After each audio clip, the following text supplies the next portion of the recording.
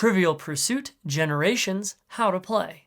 The object of the game is to be the first player to win 6 wedges of different colors, then answer a final personal trivia question correctly.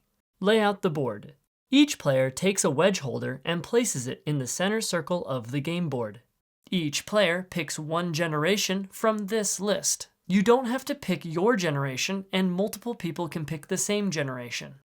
The generation you pick will determine the questions you will answer for the duration of the game. The oldest player goes first, then play proceeds clockwise. On your turn, roll the die and move your wedge holder that many spaces in any direction. You may not touch the same space multiple times in a single move.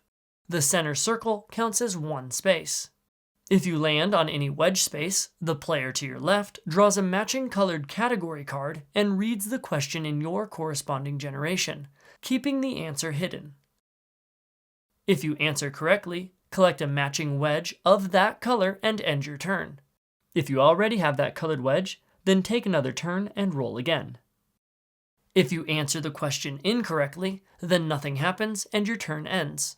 The question card is then returned to the back of its respective deck.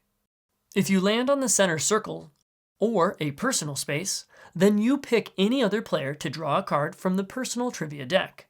If that card is blank, then that player secretly fills in their name on the question side, or the name of someone else everyone personally knows, then writes the answer on the answer side.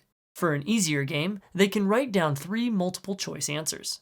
Once completed, or if the drawn card was already filled out, then that player reads the question as normal. If you guess the correct answer, then you receive a wedge for any color you do not already have. Then your turn ends. If you land on the roll again space, then take another turn.